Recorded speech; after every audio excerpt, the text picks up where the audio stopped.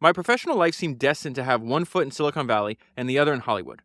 I first got into the film business in 1979, when, flush from the success of Star Wars, George Lucas hired me to help him bring high technology into the film industry. Our offices were located about an hour's drive from Palo Alto, the heart of Silicon Valley. That proximity gave me a front row seat from which to observe the many emerging hardware and software companies. I couldn't have arrived at a more dynamic and volatile time. I watched as many startups burned bright with success and then flamed out. My mandate at Lucasfilm to merge movie making with technology meant that I rubbed shoulders with the leaders of places like Sun Microsystems and Silicon Graphics. I watched these guys closely, hoping to learn from the trajectories their companies followed. Gradually, a pattern emerged. Someone had a creative idea, obtained funding, brought on a lot of smart people, and developed and sold a product that got a boatload of attention. That initial success begat more success, luring the best engineers and attracting customers. As these companies grew, much was written about their paradigm-shifting approaches, and their CEOs landed on the cover of magazines. But then those companies did something stupid. Not just stupid in retrospect, but obvious at the time stupid. I wanted to understand why. What was causing smart people to make decisions that sent their companies off the rails? I didn't doubt that they believed they were doing the right thing, but something was blinding them and keeping them from seeing the problems that threatened to upend them. As a result, their companies expanded like bubbles and then burst. What interested me was that the leaders of these companies seemed so focused on the competition that they never developed any deep introspection about other destructive forces that were at work. Over the years, as Pixar struggled to find its way, I asked myself, if Pixar is ever successful, will we do something stupid too? Can paying careful attention to the missteps of others help us be more alert to our own? Clearly, something was causing a dangerous disconnect at many smart, creative companies. What exactly was a mystery, and one that I was determined to figure out. In the difficult year after Toy Story's debut, I came to realize that trying to solve this mystery would be my next challenge. My desire to protect Pixar from the forces that ruined so many businesses gave me a renewed focus. I would devote myself to learning how to build not just a successful company, but a sustainable, creative culture. That is an excerpt from the book that I'm going to talk to you about today, and one I just reread. It is called Creativity, Inc., Overcoming the Unseen Forces That Stand in the Way of True Inspiration, and it was written by Ed Catmull, the co-founder of Pixar. And he lays out exactly what this book is about, this surprising twist that happened his entire life. For over 20 years, he was working towards this goal of creating the first computer-animated full-length movie.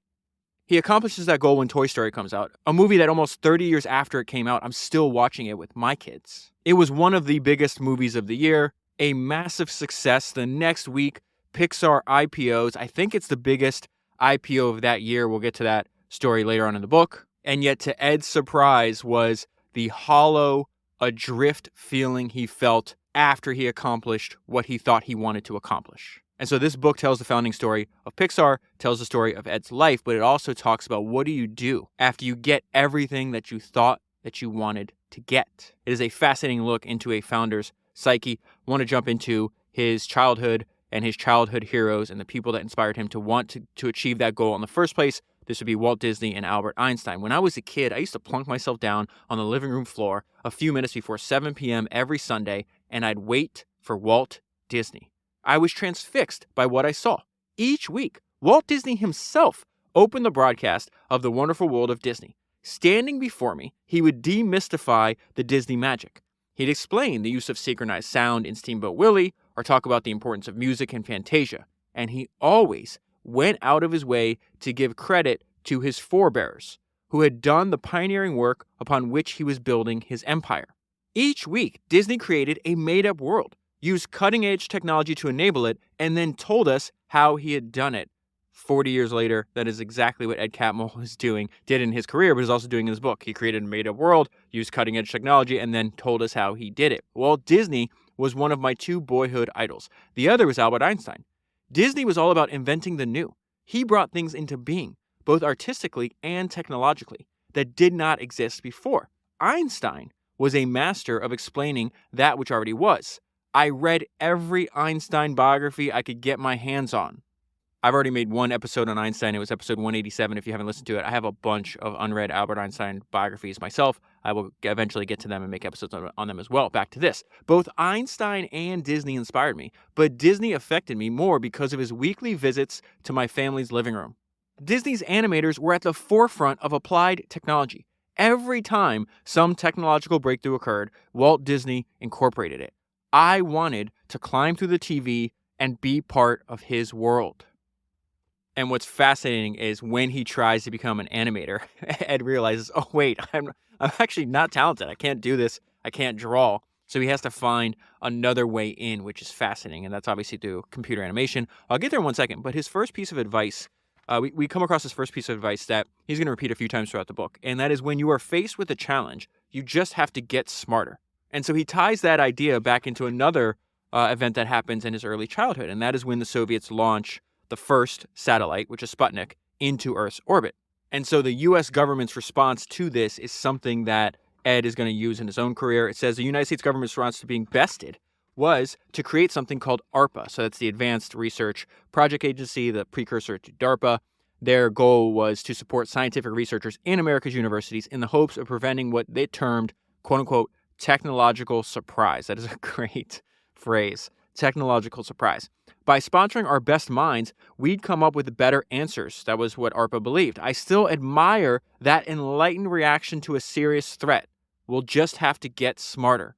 And so ARPA's response to Sputnik was one positive example from his childhood. His dad's quiet example, which actually is going to teach him the life-changing power of education. There's just a few lines about this that I think tell the entire story. His dad was the son of an Idaho dirt farmer. His dad was one of 14 kids. 5 of his dad's siblings died as infants. His dad was the first person in his family ever to go to college. He had to work while he was going to college and pay his own college tuition. Because again, he was the son of an Idaho dirt farmer. His dad was also incredibly capable. He built the house that Ed lived in from the ground up with his own hands. And his dad taught his kids without ever saying so explicitly that they were expected to study hard and to go to college. And Ed was a great student. He was a great student in high school, was a great student in college. He winds up graduating from the University of Utah. He gets 2 degrees, one in physics and the other one in the emerging field of computer science. This is in 1969. And so his original intention, because he's like, okay, well, I'm not talented enough to be a Disney animator. So he's like, I have to choose a different goal. His original goal was like, okay, well, what if I can learn how to design computer languages? And if you listen to the Paul Graham episode I did a few weeks ago, I think it's episode 314 on how to do great work, Paul has read a bunch of biographies and he noticed something. I want to read from the essay real quick because we're about to see an example of this being true in Ed's own life. And so Paul writes, when you read biographies of people who've done great work, it's remarkable how much luck is involved. They discover what to work on as a result of a chance meeting, which is about to happen right now, or by reading a book they happen to pick up. So you need to make yourself a big target for luck. And the way to do that is to be curious. Try lots of things, meet lots of people, read lots of books, and ask a lot of questions. So he's like, okay, well, I'm going to design computer languages. Then I met a man who would encourage me to change course, Ivan Sutherland. Sutherland and his partner Dave Evans were actually running the university's computer science department. This is at U of U, which is the University of Utah. The way they ran this department is the way that a decade or two into the future, Ed Catmull is going to run Pixar. And so this is what he saw. Sutherland and Evans were magnets for bright students. They led us with a light touch. They gave us workspace and access to computers and then let us pursue whatever turned us on. The result was a collaborative, supportive community so inspiring that I would later seek to replicate it at Pixar. Now, this is wild. So essentially what's happening right now, what I'm about to describe to you is like Ed's got a front row seat for the birth of, the internet software technology industry. And if you read a bunch of biographies and you listen to a bunch of these episodes, you see that in the beginning of these industries, like when they're starting to explode, all the people wind up knowing each other. And so there'd be a ton of examples where you and I have covered biographies of people that went on to do great things and they met at some point throughout their career. And so one of Ed's classmates, right, in this environment put together by Sutherland and Evans is Jim Clark. So one of my classmates, Jim Clark, would go on to found Silicon Graphics and Netscape. I've done 2 podcasts on Jim. I think the best one is episode number 274, based on Michael Lewis's book about Jim Clark called The New Thing. But it's just fascinating to me how this just pops up over and over again, that they just wind up knowing each other and coming across paths. Now, one of the reasons that he also had a front row seat for the internet is because the first four nodes of the ARPANET, which is the precursor to the internet, take place at 4 universities. It's UCLA, UC Santa Barbara, Stanford, and the U of U. And so he says, well, he's at U of U when this is happening. So he says, I had a ringside seat from which to observe this grand experiment. And it's in this environment at this time where he realizes, oh, this is going to be my other route in. I'm going to make a computer animated film. And so he talks about the leadership, again, that he's going to emulate from Sutherland and Evans, that they trusted us to innovate. And it says, this kind of trust gave me freedom to tackle all sorts of complex problems. And then he says he did so with one of my favorite words in the English language. And he says, I did so with gusto. I often slept on the floor of the computer rooms to maximize time on the computer. At the age of 26, I set a new goal, to develop a way to animate, not with a pencil, but with a computer, and to make the images compelling and beautiful enough that they would be used in movies. Perhaps I could become an animator after all. So I want to fast forward into the timeline because I want to get into one of the people that fascinates me the most. A long time ago, 6 years ago, I read this fantastic book by this author named Brian J. Jones. Brian J. Jones has written a bunch of biographies I love, but probably my favorite biography that he wrote that I love the most is a biography of George Lucas. I think it's episode 35. I'm going to reread it again soon. But one of the things, if you listen to that episode, or if you read the biography that jumps out on you, and why I love reading about Lucas so much, is that he was a rebel and a misfit, and he always bet on himself. And it is through George Lucas that Ed Catmull is eventually going to partner with Steve Jobs and create the Pixar that we know today. So it says, it's hard to imagine now, but in 1976, and again, this is a great illustration of the fact that George Lucas was capable of independent thought. He didn't care what other people in his industry were doing or what they thought it was the right way. He's like, well, if I think this is the right way, I'll just bet on myself and figure out how to do it. It's hard to imagine now, but in 1976, the idea of incorporating high technology into Hollywood filmmaking wasn't just a low priority. It wasn't even on the radar. But one man was about to change that with a movie called Star Wars. While no one else in the movie industry had even the slightest desire to invest in such things, George resolved in July 1979 to launch a computer division. Thanks to Luke Skywalker, he had the resources to do it right. And so Ed is interviewed by George Lucas himself, starts working closely with him, so we get an insight into George Lucas, but also some of the things that Ed learned from him. So he says, I got interviewed by George himself. He and I seem pretty similar. We worked with a blinders-on intensity and had a tendency to talk only when we had something to say. George had relentless practicality.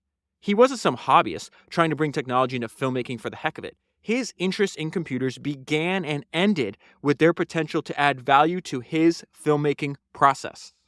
Lucasfilm was based 1 hour north of Silicon Valley by car and 1 hour from Hollywood by plane. This was no accident. George saw himself first and foremost as a filmmaker, so Silicon Valley wasn't for him. But he also had no desire to be too close to Los Angeles because he thought there was something a bit unseemly and inbred about it. He created his own island. Let's pause there. The order in which you read things is fascinating to me because of the effect that has. Think about it. Like, who created their own island? If you listen to last week's episode, number 316 on Bugatti, he created his entire world in this little sliver of contested land that Germany and France would constantly fight over. His own feudal barony, I think, is the term from that book. It's exactly what George Lucas is doing with Skywalker Ranch. So George Lucas hires Ed Catmull. They're going to make this thing called the Pixar Image Computer. That's where the name comes from. When Jobs buys we'll get there, but when Jobs buys Pixar from George Lucas after George Lucas is going through a divorce, the idea was they're going to sell high-end hardware, right? And then realize over time that no, this is not going to work. We need to double down on what we're actually passionate about. But anyways, this is what they're trying to work on at that time. It was a highly specialized standalone computer that gave you the power to scan film, combine special effects images with live action footage, and then record the final result back onto film. That is what George Lucas was interested in.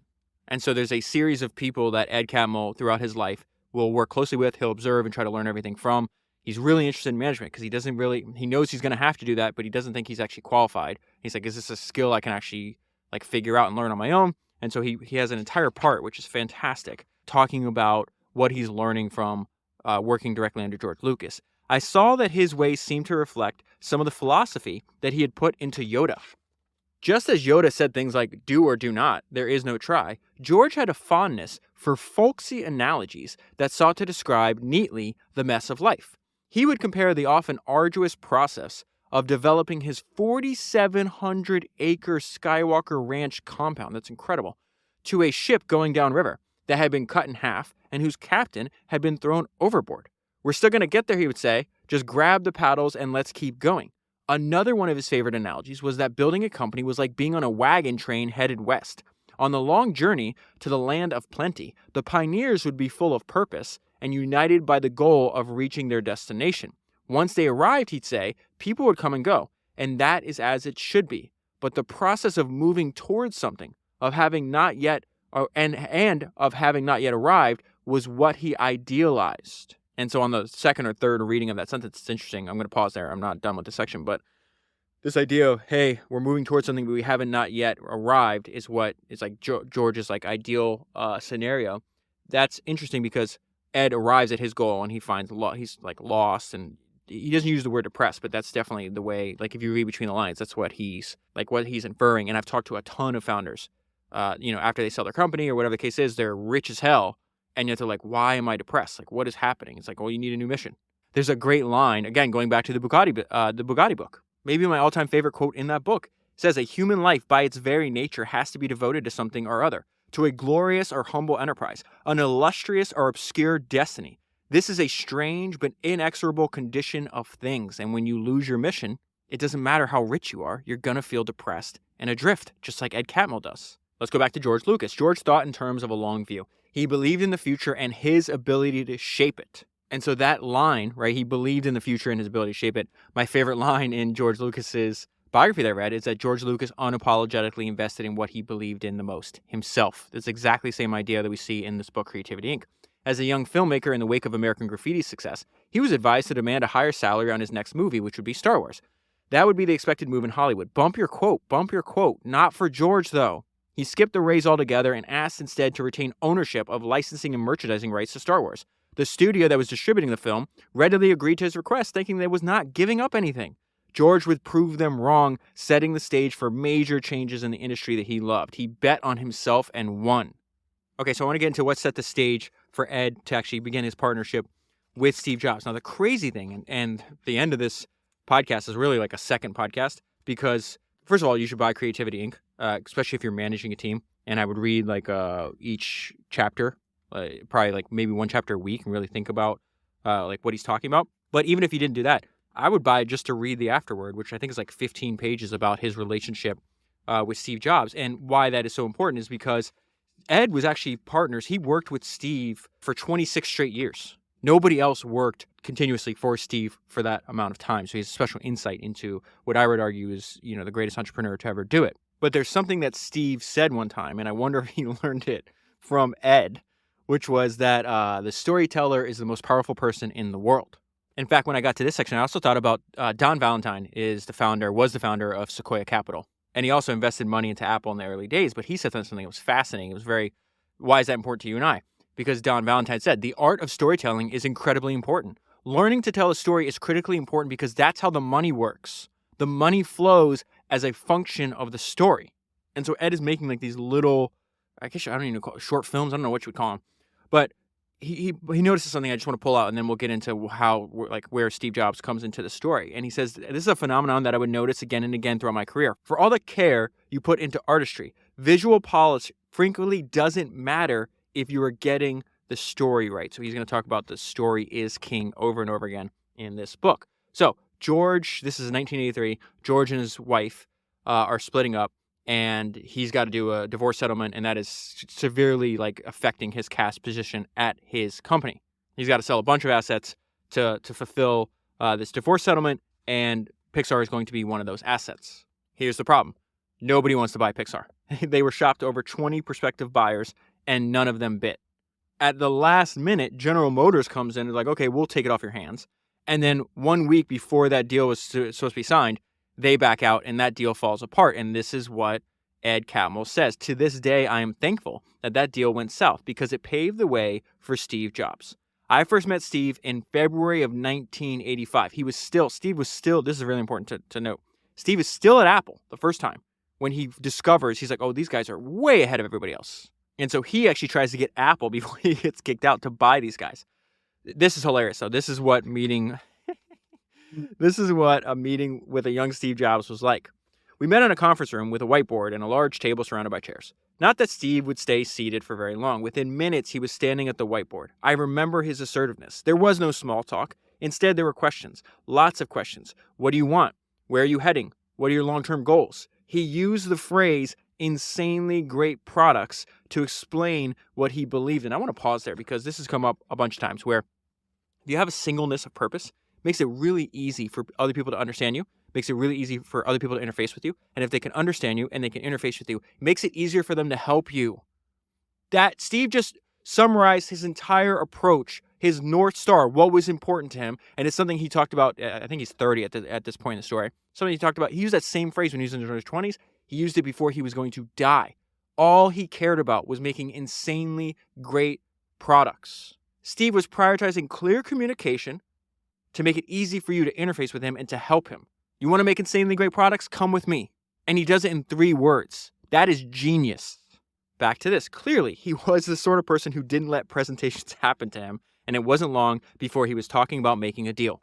And this was Ed's initial reaction. I was very uneasy about Steve. He had a forceful personality where I do not, and I felt threatened by him. For all my talk about the importance of surrounding myself with people smarter than myself, his intensity was at such a different level, I didn't know how to interpret it. It put me in the mind of an ad that Maxwell cassette tape company released around this time, featuring what would become an iconic image. It's one of the well-known ads of all time. It's a guy sitting in a chair, and his long hair is literally being blown back by the sound from the speaker that's in front of him. That is what it was like to be with Steve. He was the speaker. Everyone else was the guy. And then something surprising happens. After that initial meeting, we heard nothing. Total silence. We were perplexed. We finally learned why a few months later when it was announced that Scully had persuaded Apple's board of directors to remove Steve. When the dust settled, Steve sought us out again. He wanted a new challenge, a new mission, right? The main theme of the book. You need a mission. A human life, by its very nature, has to be devoted to something or another, to a glorious or humble enterprise, an illustrious or obscure destiny. This is a strange but inexorable condition of things. We're seeing it in a young Steve Jobs' life. He just lost his life's work. He lost his love. And he's like, all right, sought him out again. He wanted a new challenge and thought maybe we were it. And so Steve invites him over to his house. I love this description of his house. If I didn't have a wife and kids, I would live this way myself as well. So it says Steve was hard-charging, relentless even, but a conversation with him took you places you didn't expect. Several of us drove over to meet Steve at his house in Woodside. The house was almost empty, but for a motorcycle, a grand piano, and 2 personal chefs.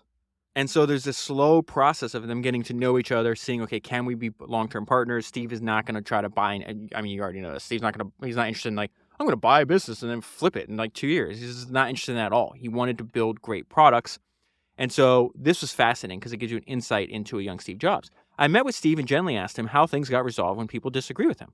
He seemed unaware that I was really asking him, what I was really asking him was how things would get resolved if we worked together and I disagree with them. And this is hilarious. He said, when I don't see eye to eye with somebody, I just take the time to explain it better so they understand the way it should be.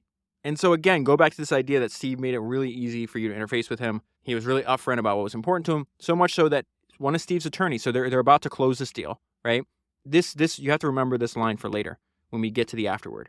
I remember one of Steve's attorneys telling us that if we were acquired by his client, we had better get ready to get on the Steve Jobs roller coaster. The acquisition process was complicated by the fact that the negotiator for Lucasfilm wasn't good. The chief financial officer underestimated Steve, assuming he was just another rich kid in over his head. This guy told me that the way to establish his authority in the room was to arrive last. His thinking was, which he articulated out loud to me, was that this would establish him as, quote, the most powerful player in the room, since he and only he could afford to keep everyone else waiting. All it ended up establishing, however, was that he had never met anyone like Steve Jobs. The morning of the big negotiating session, all of us but the CFO were on time. Steve and his attorney, me and my team, I don't have to list all the people, Lucasfilm's attorneys, and an investment banker. At precisely 10 a.m., Steve looked around and, finding the CFO missing, started the meeting without him. Steve had not only foiled the CFO's attempt to place himself atop the pecking order, but he grabbed control of the entire meeting. This would be the kind of strategic, aggressive play that would define Steve's stewardship of Pixar for years to come. Once we joined forces, he became our protector, as fierce on our behalf as he was on his own. Steve paid $5 million to spin Pixar off of Lucasfilm and agreed to invest another $5 million to fund the company, which is hilarious. I think he's going to wind up, I think he total all in before they wind up making a profit. He puts $54 million of his own money into this company. And I think at the time, I've heard different estimates, but he had somewhere between like 70 and 90 million. So a gigantic chunk. And this is when he has Next. So he's not like Next successful at all. So unbelievable. Like now he was one of maybe the greatest entrepreneur of all time. Might be the one of the greatest investors. Who else would do that? It's insane.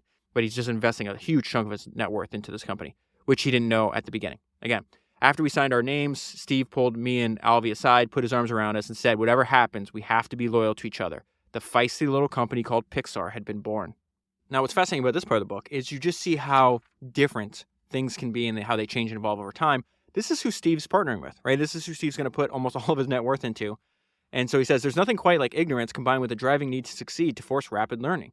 The main business that we chose was to sell the Pixar image computer, which is going to fail. I think they sell like 100 of them or something like that.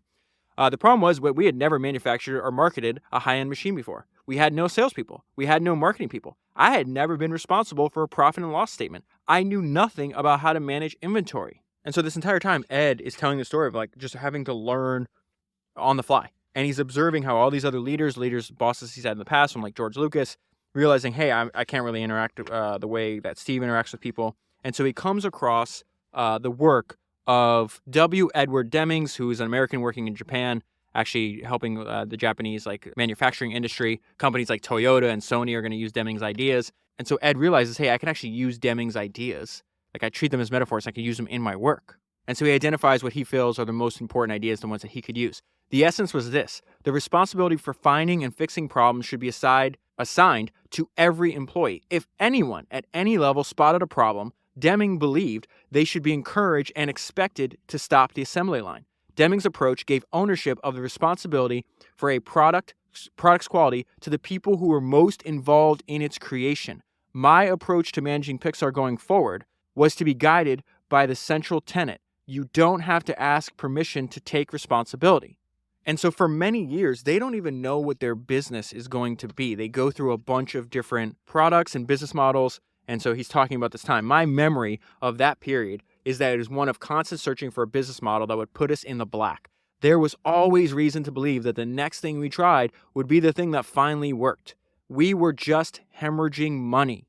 And I know I've already said this, but it's so crazy. It's so insane that he did this, that it's worth repeating. Steve had sunk $54 million of his own money into the company, a significant chunk of his net worth, and more money than any venture capital firm would have considered investing. It became clear to us that we needed to abandon selling hardware. And really, this is the main point, that you should, what is it like you're intensely interested in? You should have done that first, right? They had to go through a bunch of different changes, and they just were like, hey, this is where our heart is. Let's bet the company on this. The only thing that made this leap easier was that we had decided to go all in on what we yearned to do from the outset: computer animation. This was where our true passion resided, and the only option left was to go after it with everything we had. And that doesn't happen without a lot of pain. They wind up having to lay off more than a third of their employees. There's a bunch of different times where Ed is like, oh my God, Steve is actually giving up. He's going to sell the company. And then he realized, oh wait, no, that's not what he's doing. Check this out. This was fascinating to me. 3 times between 1987 and 1991, a fed-up Steve Jobs tried to sell Pixar. And yet, despite his frustrations, he could never quite bring himself to part with us. So they get an offer from Microsoft's just one of these companies. Steve's like, hey, I want $120 million for Pixar. And he just made up the number. And Microsoft's, no, we'll give you $90 million. This is Ed's interpretation of this, though. With each suitor, Steve started with a high price and was unwilling to budge. I came to believe that what he was really looking for was not an exit strategy as much as external validation. His reasoning went like this: if Microsoft was willing to go to $90 million, then we must be worth hanging on to.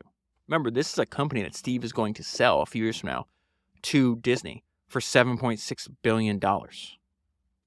So before they go all in on just doing computer animation, they had done, they developed some technology for Disney animation. It's this system called CAPS, which is Computer Animation Production Systems. And so that was like this initial like bridge to this relationship with Disney. So they approached Disney and they're going to build out. They actually tried to, initially Disney wanted to recruit John Lasseter, which was one of the founding members of Pixar and maybe the greatest animator and storyteller of all time. And since John wouldn't leave Disney, Jeffrey Katzenberg, who at this time is the head of Disney's motion picture division, it's like, okay, we'll just do a deal with you guys because I have to work with John no matter what. And so for the vast majority of Pixar's existence, Steve respects passion. He respects talent. And he's like, well, you guys know more about animation and storytelling than I do, so he kind of leaves them alone. But when it comes to negotiating on their behalf, taking care of the money, he always leads that part. And so when it comes time to negotiate with Katzenberg and Disney, this is where Steve jumps in. And Katzenberg's initial offer is actually, hey, we want Pixar to make a feature film, right? You guys make the story, you do all the work.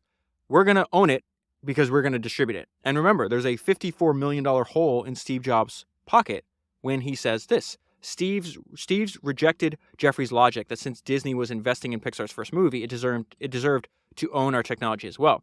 You're giving us money to make the film, Steve said, not to buy our trade secrets. What we brought here was our technical innovations, and they are not for sale.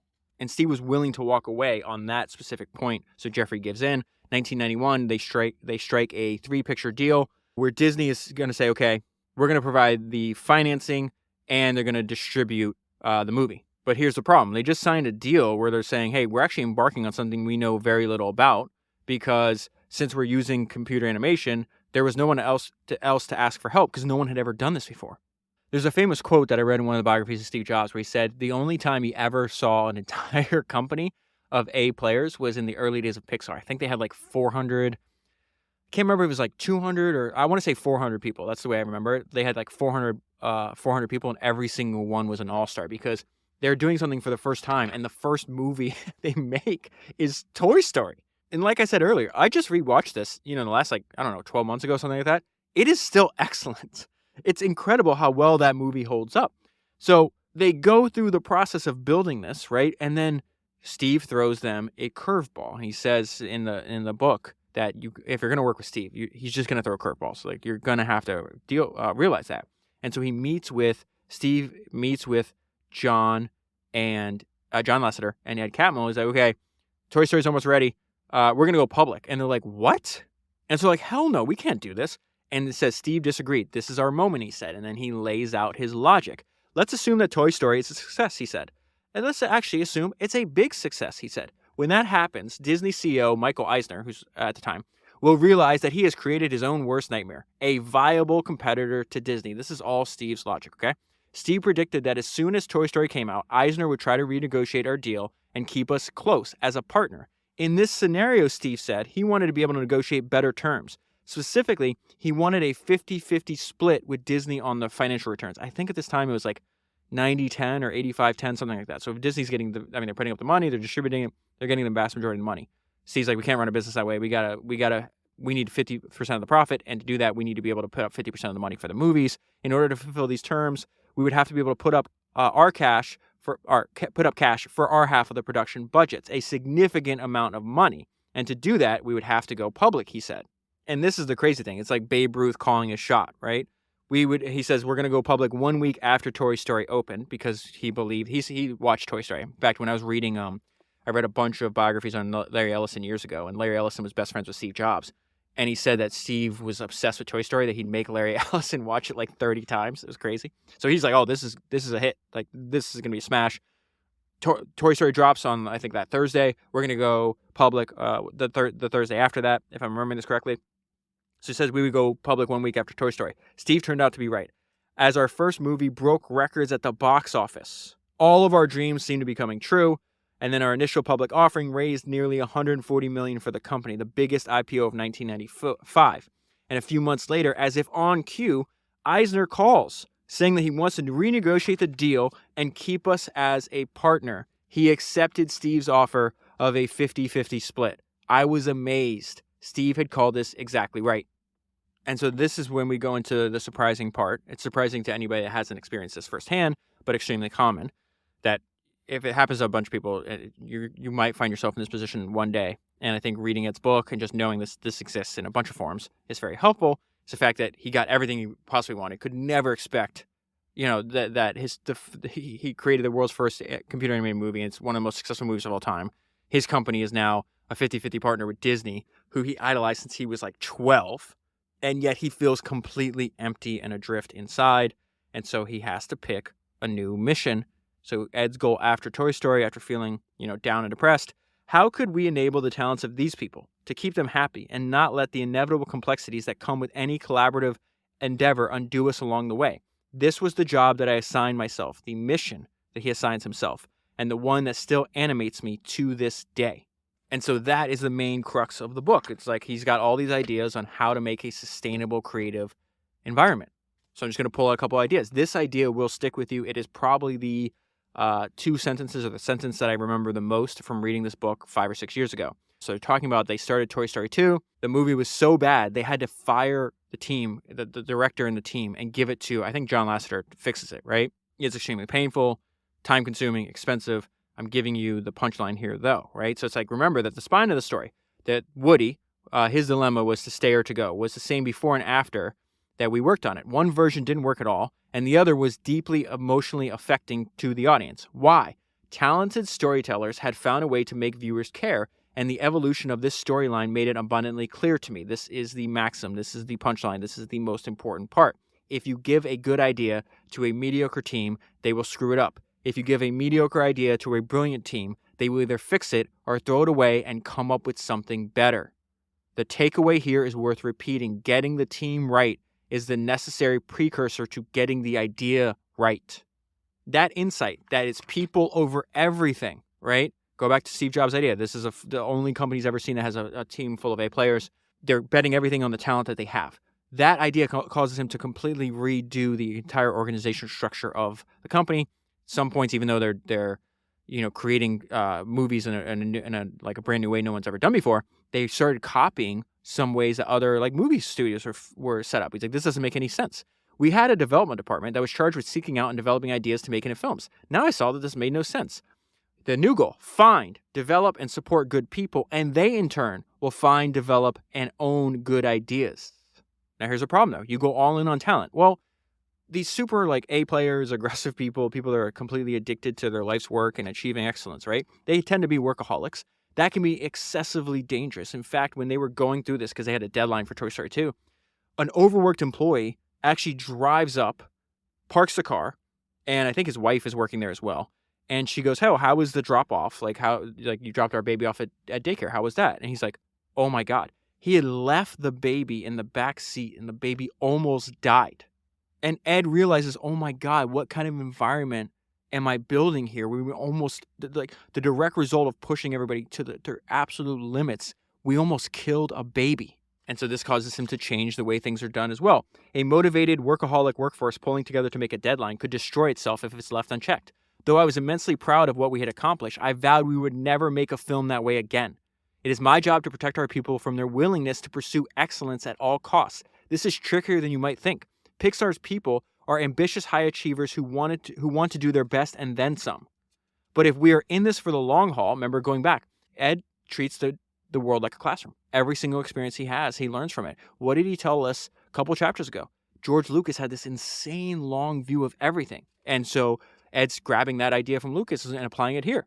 If we are in this for the long haul, we have to take care of ourselves. We have to support healthy habits, and we have to encourage our employees to have fulfilling lives outside of work. And one of the things you most admire if you read this book about both Ed Catmull, Steve Jobs, and John Lasseter is that they believe that quality is the best business plan. So Disney had originally wanted Toy Story 2 to go straight to video. And they did that not because that's going to engender the highest quality product. They did that because they were making so much money selling like VHS and I think DVDs at this time. So it was a pure money play. The problem is it's saying that Toy Story 2, which is not going to play in theaters, doesn't have to be as good or as high quality as Toy Story 1, and so Ed fights back on this. And this is really interesting. It's going to remind me of something I read in this fantastic biography of Steve Jobs called Becoming Steve Jobs, about this phrase that he has called the Apple experience, which I'll get to in one second. Toy Story 2 taught us this lesson. Begun as a direct-to-video sequel, the project proved not only that it was important to everyone that we weren't tolerating second-class films, but also that everything we did, everything associated with our name, needed to be good. Thinking this way was not just about morale. It was a signal to everyone at Pixar that they were part owners of the company's greatest asset, its quality. John coined a new phrase at this time, that quality is the best business plan. Ed's advice is that anything associated with your name has to be high quality. Steve's application of this idea at Apple was the Apple experience. I'm going to read from Becoming Steve Jobs now. Steve understood that every interaction a customer had with Apple could increase or decrease his or her respect for the company. As he put it, a corporation could accumulate or withdraw credits from its reputation, which is why he works so hard to ensure that every single interaction a customer might have with Apple, from using a Mac to calling customer support to buying a single from the iTunes store and then getting billed for it, was excellent. Same exact idea that Ed is talking about here. Every single thing associated with our name needs to be excellent. Quality is the best business plan. Another idea Ed preaches: you start with something that sucks, right? Your job, what you get paid for, is to make it not suck. Early on, all of our movies suck. Really, you'd be surprised how bad the first versions of our films really are. I'm not trying to be modest. Pixar films are not good at first. All the movies we now think of as brilliant were at one time terrible. And this is as it should be. Creativity has to start somewhere. There is a basic truth. People who take on complicated creative projects become lost at some point in the process. It is the nature of things. And so he talks about you need to develop mechanisms inside your own companies to get you back on track. And so one thing they use, and they repeat a lot throughout the book, is the importance of candor. You attack the quality of the person's idea, not the person. But you cannot sugarcoat, is this up to Pixar level quality or not? And because he preaches that, hey, all of our movies suck at first, no one takes offense. It is the nature of things. They are bad. Our job is to make them suck less. That is what we get paid to do. Another idea he has: the best products emerge from within their creator. We believe that the most promising stories are not assigned to filmmakers, but emerge from within them. Our directors make movies that they have conceived of and are burning to make. So they have this mechanism called the brain trust. Anywhere from like 5 to 30 different people. They'll meet with a director or a filmmaker throughout the process. They'll review them and they just give like very blunt, candor like critiques. Hey, could you draw this better? This story's a little weak here, whatever the case is. Now, this is an important part. The brain trust has no authority. The director does not have to follow any of the specific suggestions given. The brain trust notes are intended to bring the true causes of a problem to the surface, not to demand a specific remedy. That specific remedy has to come within the filmmaker, and if it doesn't, you have the wrong filmmaker. And so another thing that he preaches and repeats, that you are not your idea. This is related. These are all related. They're in the same chapter. This principle eludes most people, but it is critical. You are not your idea, and if you identify too closely with your ideas, you will take offense when they are challenged. And so another great thing about the book is that he's working with all these like first-class directors and filmmakers. They're like almost like a team of founders in and of themselves, and they say really fascinating things. And so I just want to pull out one here. This is the filmmaker Andrew Stanton. Andrew is fond of saying that you need to be as wrong as fast as you can. So get to the wrong answer as fast as you can is the way I would summarize what he's about to tell us here. In a battle, if you're faced with two hills and you're unsure about which one to attack, he says, the right course of action is to hurry up and choose. If you find it's the wrong hill, then turn around and attack the other one. In that scenario, the only unacceptable course of action is running between the hills. You need to get to the wrong answer as fast as you can. Then he has a lesson that he learned from Steve Jobs. You need to know what you are best at. Steve believed that John and the story people knew more about narrative than he did, and he left it to them. At Apple, he had the reputation of being deeply involved in the most minute details of every product, but at Pixar, he didn't believe that his instincts were better than the people here, so he stayed out. Candor matters at Pixar. It overrides hierarchy. And so another great thing that he learned from Steve is that business is problems. Problems are inevitable. That's why I think the maxim that I learned from Henry Kaiser like years ago, that problems are just opportunities in workflows, is such a fantastic maxim. They should be expected. And in fact, Steve says if you don't have any problems, you should be very, very worried. At one point, Steve called me to check in on our progress. It's really strange, I told him. We haven't had a single big problem on this film. Many people would have been happy with this news. Not Steve. Watch out, he said. That is a very dangerous place to be. And so Ed's takeaway from this is I came to think of our meltdowns, our problems, as a necessary part of doing our business, like investments in research and development. And so he keeps hitting on this idea that you should get used, like things are going to suck, problems are inevitable. This is like business's problems. Like it's never going to go away. You have to get accustomed to this. And so he's going to talk about the fact that these final products go through these like rapid changes. They go from sucking or the story's bad to like, winning Oscars and making hundreds of millions of dollars. And I get to there's only like 2 or 3 sentences on these 2 pages I want to read to you. But it's fascinating because he's talking about a product. And I realize if you read a lot of biographies, this is true for people too. Anyone who's seen the movie knows that the final product bears no resemblance to that description. But what nobody knows is how many wrong turns the story took over a period of years before it found its true north. This is true for people too, or another way to think about accepting the error part of trial and error. The principle I'm describing here, iterative trial and error, has long recognized value in science. I read that sentence and I thought of two things. Both of people I've done multiple podcasts on. Thomas Edison. I have not failed. I just found 10,000 ways that won't work. And more importantly, and I think better, more applicable to where we are specifically in this story, is Edwin Land. What did Ed Catmull just say? The principle I'm describing here, iterative trial and error, has long recognized value in science. Why don't we understand it has value in business, right? Edwin Land said this 50 years ago. What the physical sciences teach the social sciences is how to fail without a sense of guilt. And then he points out something that Jeff Bezos noticed as well. That's a very common mistake that companies make, especially as they grow. You have to know what your actual goal is. Just doing the process, improving the process is not the goal. Making something great is the goal. Making the process better, easier, and cheaper is an important aspiration, something we continually work on. But it's not the goal. Making something great is the goal. I see this over and over again in other companies. A subversion takes place in which streamlining the process or increasing production supplants the ultimate goal, which goes back to what is the ultimate goal? Making something great is the goal. That supplants the ultimate goal. This kind of thinking yields to predictable and unoriginal fare. What's fascinating is we see Ed Catmull noticing that as they continue to grow and make more movies in Pixar. This is something that Jeff Bezos also observed in this fantastic book called Invent and Wander, the collected writings of Jeff Bezos. It's all of his shareholder letters and transcripts of his speech. I think I've done 2 podcasts on it, but I'd buy the book and just keep it. It's excellent. And he talks about this. He's like, well, as companies get, this is now Jeff Bezos writing, as companies get larger and more complex, there's a tendency to manage to proxies. A common example is process as a proxy, which is exactly what Ed Catmull is describing to us where we're in this book. Good process serves you so you can serve customers, right? He's saying process is not the goal. Good process serves you so you can serve customers. But if you're not watchful, the process can become the thing. This can happen very easily in large organizations. The process becomes the proxy for the results you want. Pause. What is the result that Ed Catmull wants? Making something great is the goal, right? Let's go back to what Jeff Bezos says. This can happen very easily in large organizations. The process becomes the proxy for the results you want. You stop looking at outcomes and you just make sure you're doing the process right. Gulp is what Jeff Bezos writes. It is not that rare to hear a junior leader defend a bad outcome with something like, well, we followed the process. A more experienced leader will use it as an opportunity to investigate and improve the process. This is Jeff Bezos' punchline. The process is not the thing. Let's go back to this idea that the unfair advantage, one of the unfair advantages that Ed Catmull had is that he's working with all these gifted filmmakers. This is like having a team of founders.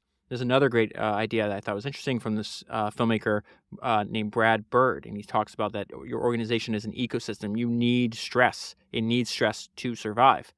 Brad Bird sees that every creative organization is an ecosystem. You need all the seasons, he says. You need storms. It's like an ecology. To view lack of conflict as optimum is like saying a sunny day is optimum. A sunny day is when the sun wins out over the rain. There's no conflict. You have a clear winner. But if every day is sunny and it doesn't rain, things don't grow. And if it's sunny all the time, if in fact we don't ever have night, all kinds of things don't happen and the planet dries up. The key is to view conflict as essential. Go back over that. The key is to view conflict as essential because that's how we know the best ideas will be tested and survive. It can't only be sunlight. Another idea, the new needs friends. This actually comes from Brad Bird as well, but it's Brad Bird as Anton Ego. If you've seen Ratatouille, you know what I'm about to read to you. Brad Bird wrote this speech that he gives at the towards the end of the movie. And so it says, the speech rocked me. This is Ed Catmull talking. He's like, that speech rocked me. And to this day, it sticks with me as I think about my work. And so he's going to quote from the movie. In many ways, the work of a critic is easy. We risk very little, yet enjoy a position over those who offer up their work and themselves to our judgment. We thrive on negative criticism, which is fun to write and to read. But the bitter truth we critics must face is that in the grand scheme of things, the average piece of junk is probably more meaningful than our criticism designating it so. But there are times when a critic truly risks something, and that is in the discovery and the defense of the new. The world is often unkind to new talent, to new creations. The new needs friends. He's got an entire section dedicated to what he calls the power of limits.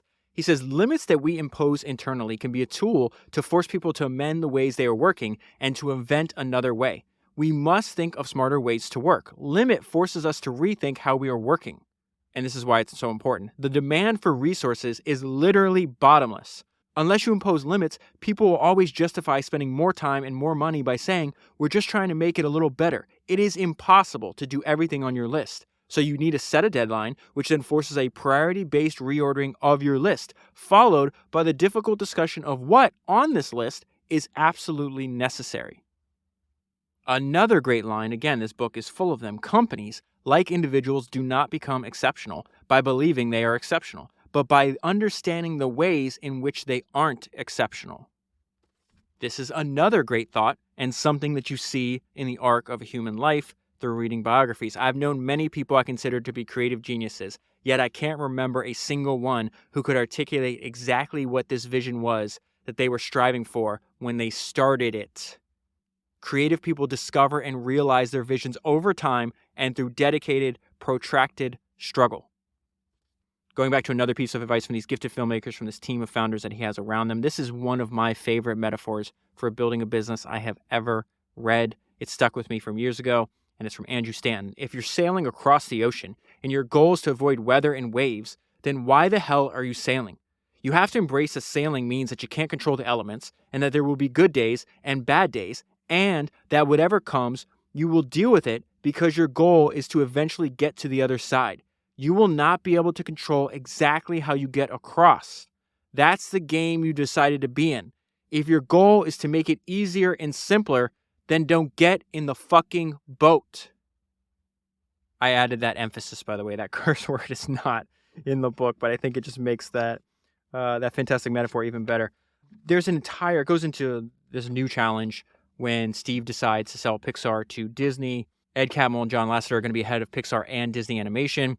And so this is their a new mission to use that example that, from the beginning of the book where he had to pick a new mission after the fulfillment of that, multi-decade long goal. Now, I had written a note to myself about Steve's decision to sell to Disney. I'm going to put the book down, read this note because I think it gives a great overview of what takes place. And then I want to pick the book back up and go to this afterward, which is almost like a podcast within a podcast. Because there's just so much good information here about, their lifelong 26-year-long partnership. So Steve Jobs and Michael, I'm reading this note out to myself.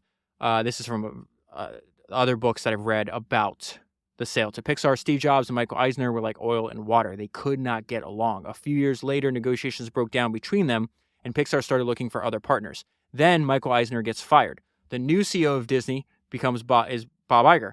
Bob Iger finds out and he's going to be the next CEO.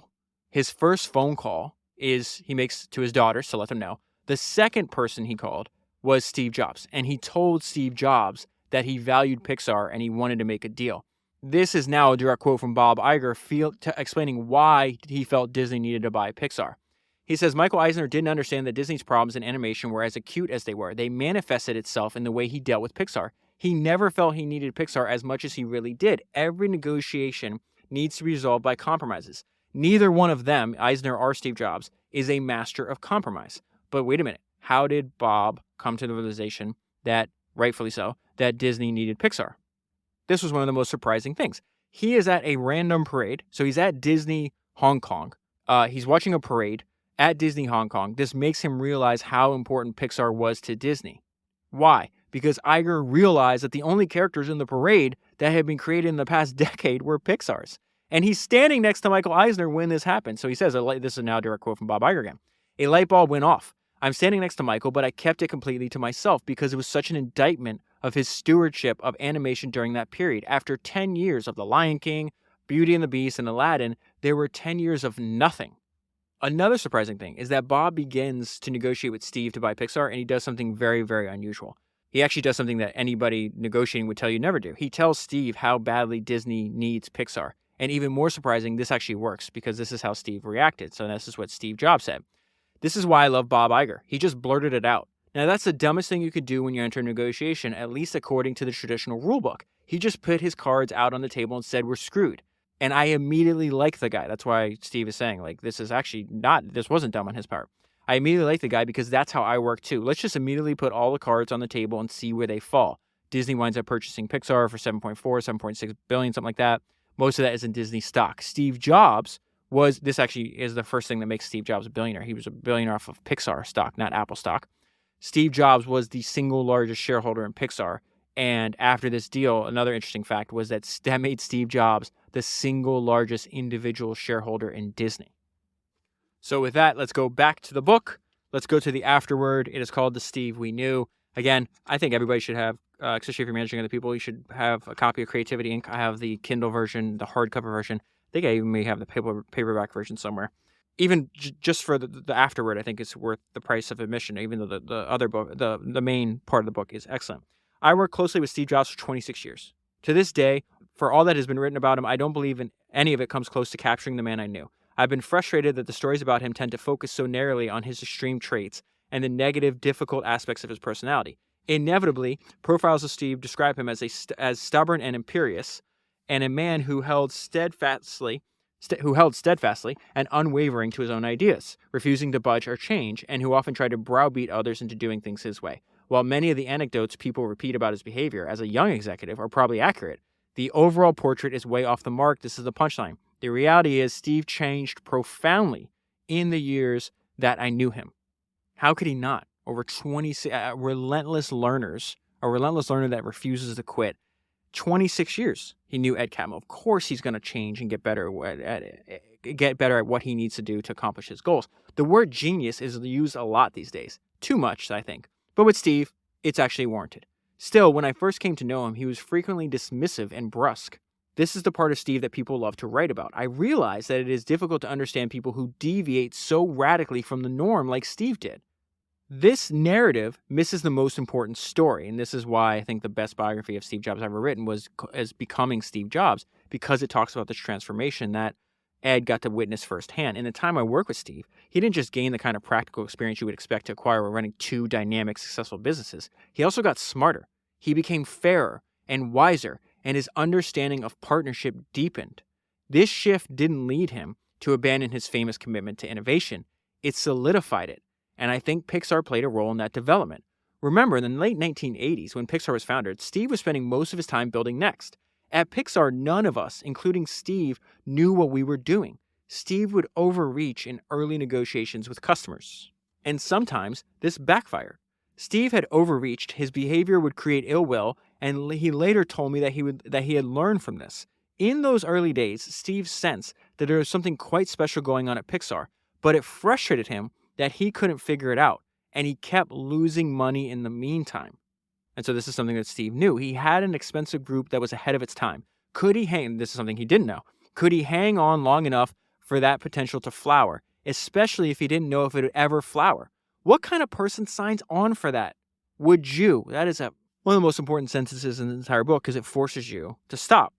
Would you? Let's say you got $70 million, you got Next, is not a successful business, and you dump $54 million into Pixar, and literally every month your partner comes up and asks you, hey, Steve, here's the revenue, here's expenses, you got to write another check to cover payroll. That's insane. Would you? He's asking us. Would you? You got to stop and actually pause and think about it. It's insane that you did this.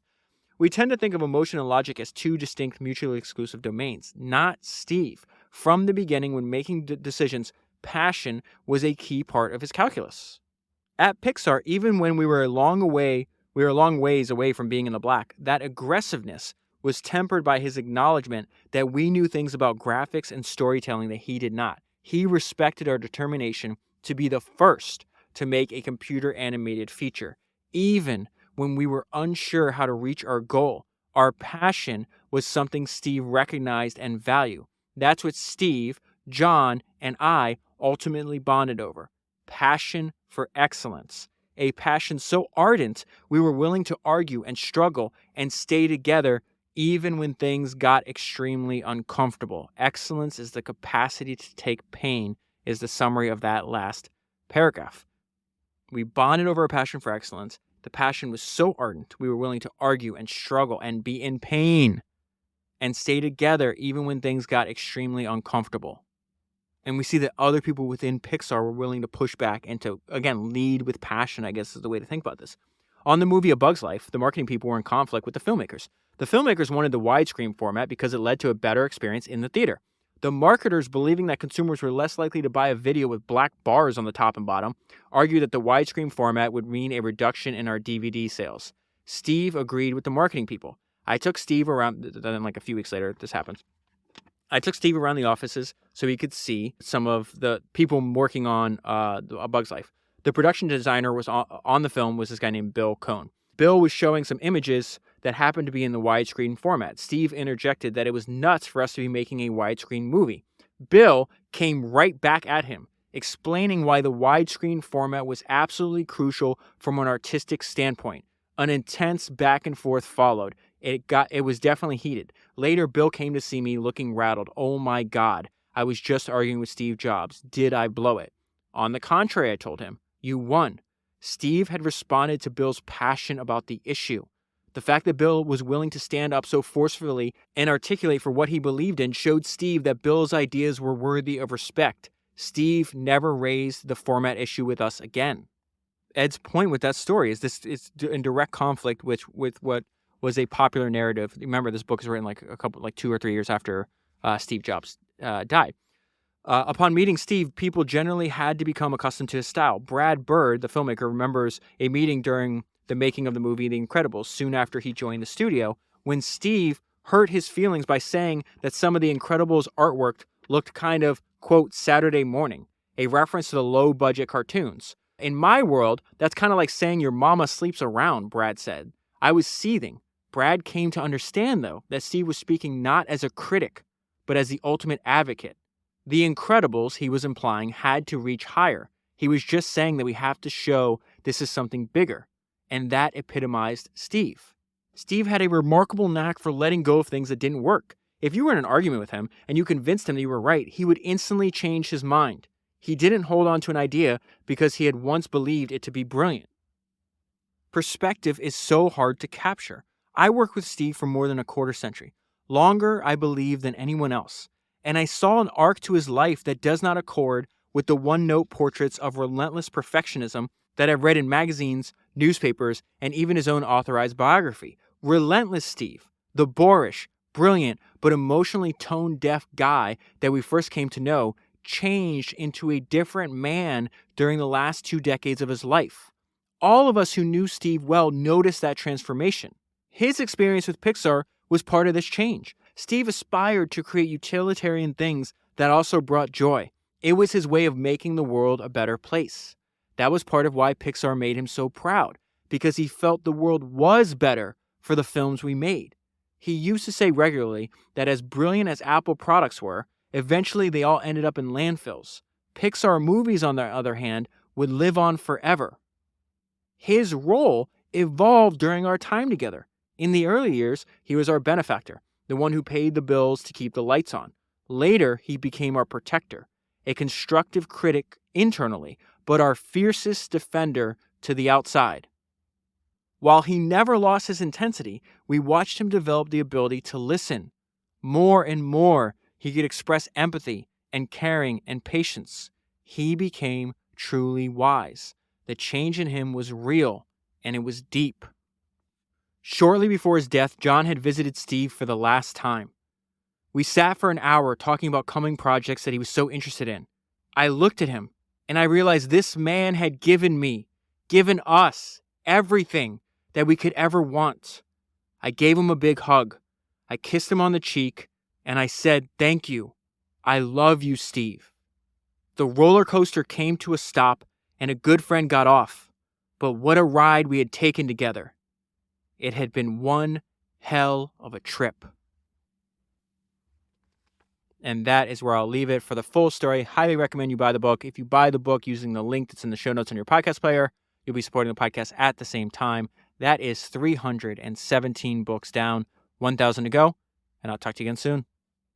I'm glad you made it to the end. Founders listeners are not quitters. If you have not already signed up for the Founders AMA private feed, I highly recommend doing that right now. I will leave a link down below, but it's also always available at founderspodcast.com. Because of the insane amount of research that I have done over the last 7 years for this podcast, I have a very unique data set that's available nowhere else.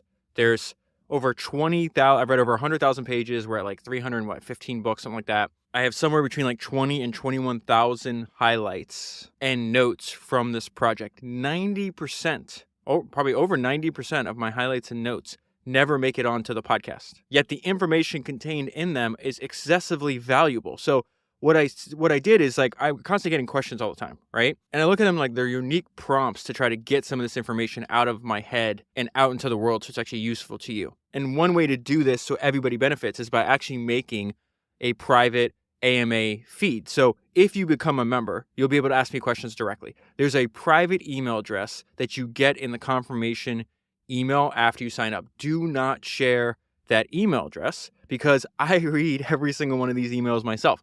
I don't have an assistant doing it. I'm the only one that has access to that email, so I read every single one myself. Now, the questions that I get from these emails, I answer, and I turn them into short AMA episodes. So that allows other members to learn from the questions of other members.